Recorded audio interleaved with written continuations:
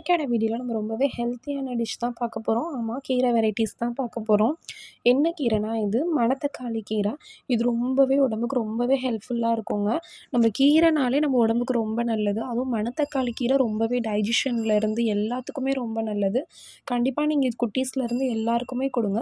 7 months பேபீஸ்லேருந்தே நீங்க கீரை கொடுக்க ஆரம்பிக்கலாம். மணத்தக்காளி கீரை கண்டிப்பா சேர்த்துக்கோங்க. அதுக்கு நான் ஃபஸ்ட்டு கீரைய நறுக்கி நான் வச்சுக்கிறேன். இந்த மாதிரி இலைய ஃபுல்லா எடுத்துட்டு. வெங்காயம் கட் பண்ணி வச்சுருக்கேன். இப்போ தாளிப்புக்கு ஒரு பேனில் ஆயில் ஊற்றிட்டு கடுகு, உளுந்த பருப்பு, கருவேப்பிலை போட்டு நல்லா தாளிச்சுக்கிறேன். கடுகு நல்லா பொரிஞ்சதுக்கப்புறம் நீங்கள் காஞ்ச மிளகா ஆட் பண்ணிக்கோங்க. ஆட் பண்ணி அதுவும் நல்லா பொரியட்டும். கடுகு நல்லா வெடிச்சு வரணும். அதுக்கப்புறம் நீங்கள் ஆனியன் ஆட் பண்ணிக்கோங்க. நான் பெரிய வெங்காயம் ஆட் பண்ணியிருக்கேன். நீங்கள் சின்ன வெங்காயம் இருந்தால் சின்ன வெங்காயம் ஆட் பண்ணிக்கோங்க. நல்லா வெங்காயத்தையும் நல்லா ரோஸ்ட் பண்ணிக்கோங்க. வெங்காயம் கொஞ்சம் நிறையாவே சேர்த்துக்கோங்க இதுக்கு. இப்போ நீங்கள் ஒரு கட்டு கீரை எடுக்கிறீங்கன்னா, அது எப்படி இருந்தாலும் அந்த வதங்கையில ரொம்ப கொஞ்சமாக தான் ஆயிரும். நீங்கள் ஆனால் வெங்காயம் வந்து கொஞ்சம் அதிகமாக எடுத்துக்கோங்க. இப்போ நான் பெரிய வெங்காயம் 1 1/2 வெங்காயம் எடுத்திருக்கேன். அந்த மாதிரி நிறையா வெங்காயம் ஆட் பண்ணிக்கிட்டிங்கன்னா டேஸ்ட் ரொம்பவே சூப்பர்பா இருக்கும்.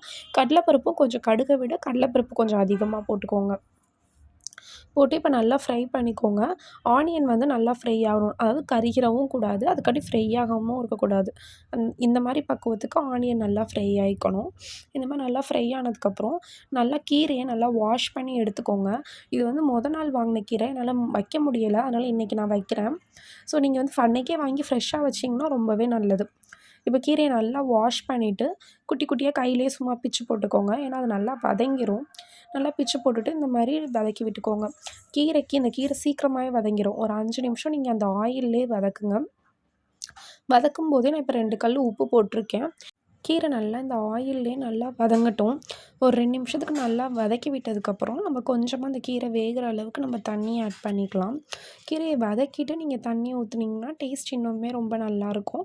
மேபி கொஞ்சம் கசப்பாக இருந்தாலுமே நீங்கள் ஆயிலில் வதக்குறது மூலமாக அந்த கசப்பு போயிடும். அதுக்காண்டி தான் நான் இந்த மாதிரி பண்ண சொல்கிறேன். இப்போ கொஞ்சமாக தண்ணி ஊற்றி நல்லா தண்ணியெல்லாம் வற்றினதுக்கப்புறம் நான் கொஞ்சோண்டு தேங்காய் அரைச்சி வச்சுருக்கேன். தேங்காய் அரைச்சது மீன்ஸ் நீங்கள் தேங்காய் வந்து துருவி எடுத்துக்கலாம். எனக்கு துருவ முடியல. அதனால் நான் சில்லாக உடச்சி அதை மிக்ஸி ஜாரில் போட்டு இந்த மாதிரி அரைச்சி எடுத்திருக்கேன்.